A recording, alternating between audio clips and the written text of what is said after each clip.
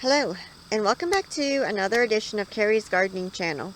So today is August the 14th, 2019, and what I want to talk to you about today is saving seeds from your plants and how to select whether it's a flower or it would be like a fruit or a vegetable, um, whether it would be like a gourd or something like that, how to select the best ones for seed saving for what you're looking for. Now, this is one of my Swiss Giant straw flowers here, and I love this color on this one. It's sort of like a salmon color in a way. It has like some pomegranate colors in it. If you look over here, it has like some white in it down along the bottom here.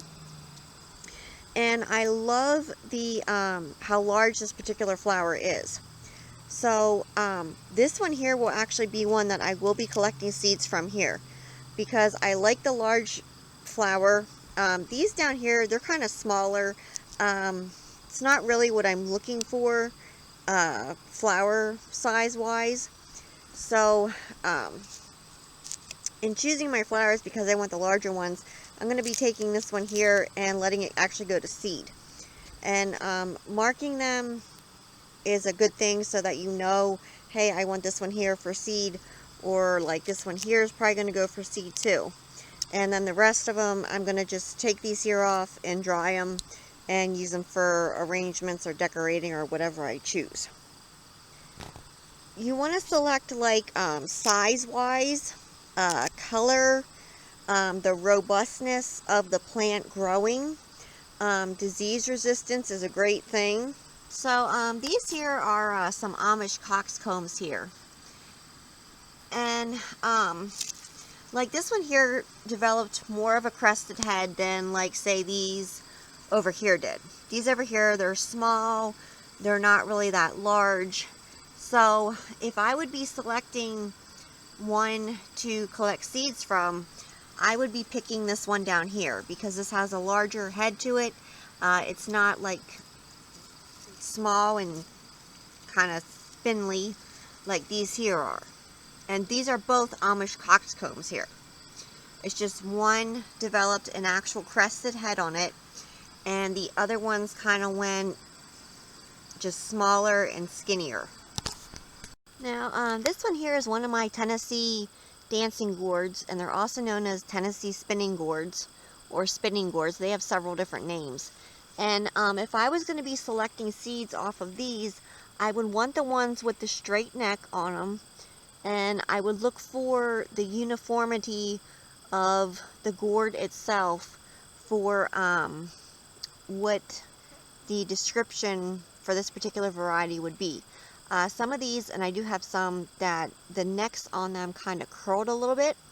Now, I wouldn't collect seeds out of those because I want the straight neck on it so that it can spin properly. Now, these will cross with like squash and zucchini, so plant isolation for different varieties is a must for seed saving. This is the first year that I grew these, and I like the coloring of them. Now, different gourds will cross back and forth with these unless it's one of like the birdhouse gourds or the bottle gourds. There are certain families of gourds that won't cross with each other. They're kind of in a family like all of their own. And I did a video on that on my channel. I'll have a link down in the description for it if you're interested in growing like birdhouse gourds or bottle house gourds, along with your other gourds. Now, this particular straw flower here is a Tom Thumb straw flower, and it's another heirloom. And you want to make sure like your plants that you're collecting your seeds from are either heirlooms or open pollinated varieties. Hybrid varieties will start reversing back, and you'll never know what you're going to get. So this is one of my Tom Thumb straw flowers here, and it's a dwarf variety. It's much shorter. And I love the coloring of this one here. So this one here is definitely going to be one that I save seeds from. It's a nice, strong, healthy plant It grows very well, lots of blooms on it. Now these will cross with my other varieties. So there's a few things that you can do. One thing you can do is plant isolation. Another thing that you can do is what they call like a paper bag method, which that really won't work for me too well. In the greenhouse it'll work, but out here we get rain.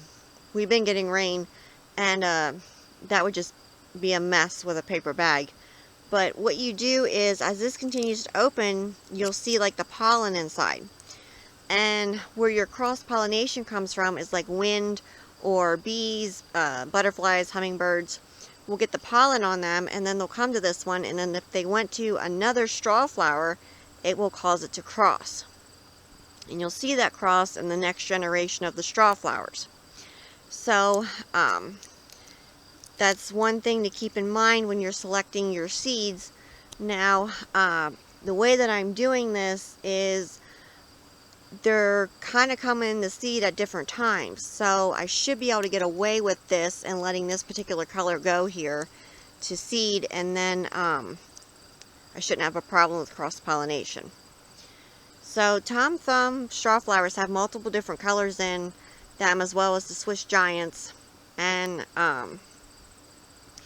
I asked a horticulturalist if the colors would cross, and they weren't sure on the answer. So what I'm actually doing is I'm just letting one color of each variety go to seed at a time, so I can get the seeds off of it. So being that the pollen isn't showing on this flower here, it shouldn't be able to cross with any of the other varieties that are already more advanced going to seed. Now, I might try and see about figuring out a way to somehow cover it in case two of them would happen to go at the same time to keep it more pure. But that's my plan as of right now, is to just let each color go at one time and then go from there.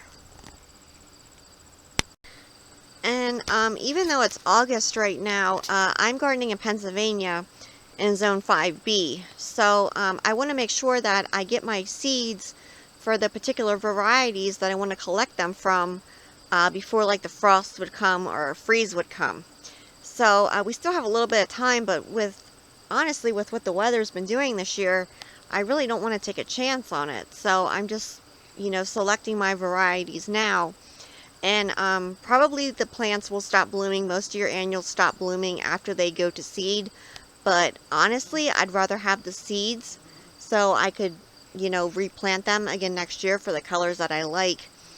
So this one here, I love the coloring in it, and it's definitely going to be one that I'm going to pick. And as I'm walking around, I look at different things, and I'm selecting what I want to collect seeds from. And I love this yellow status here. And this is an heirloom open pollinated variety that I have growing here. So I'm going to be letting this one here go to seed. It has a lot more blossoms coming on it.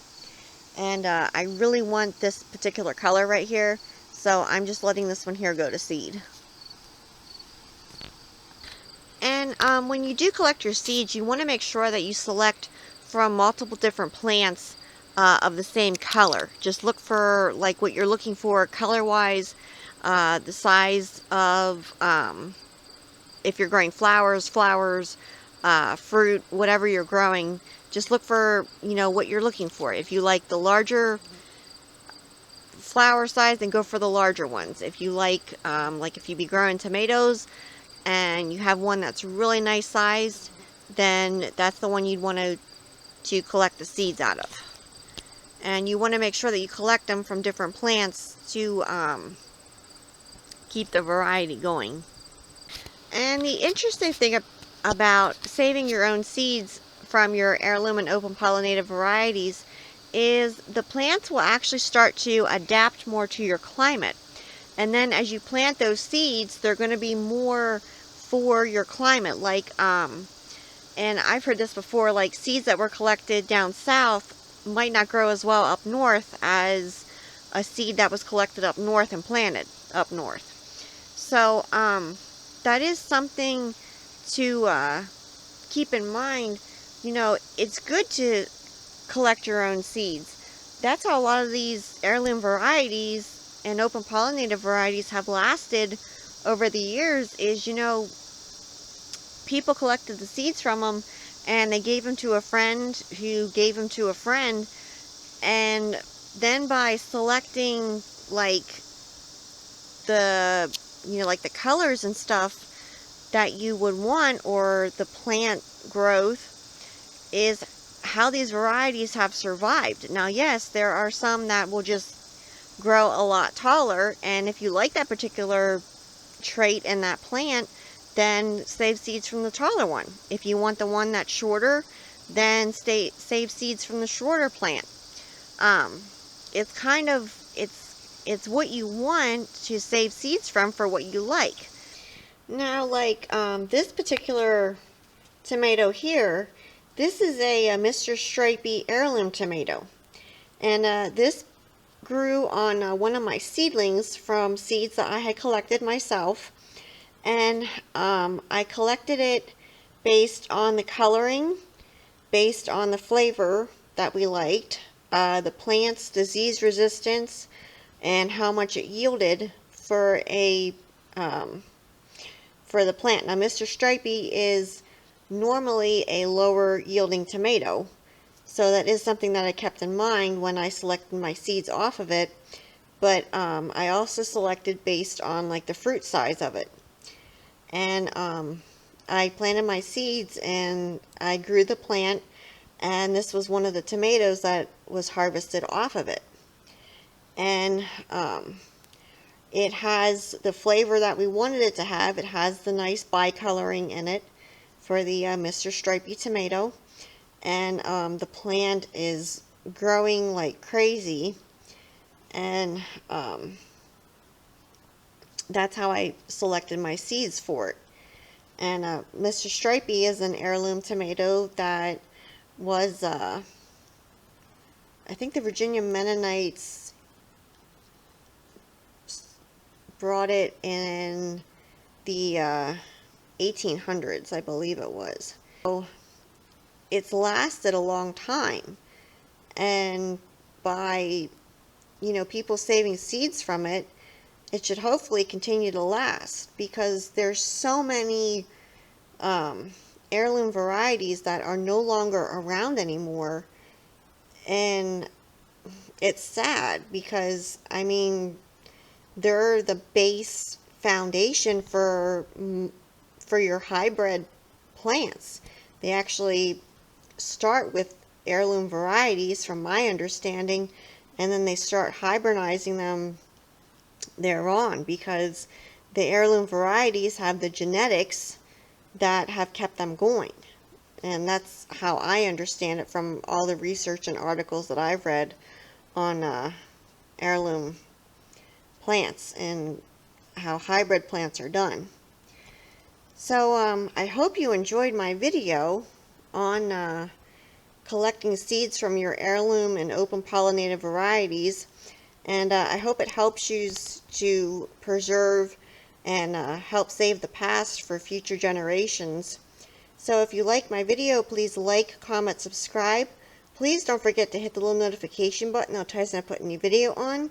You can also follow me on Twitter. I'll have a link down in the description for my Twitter account.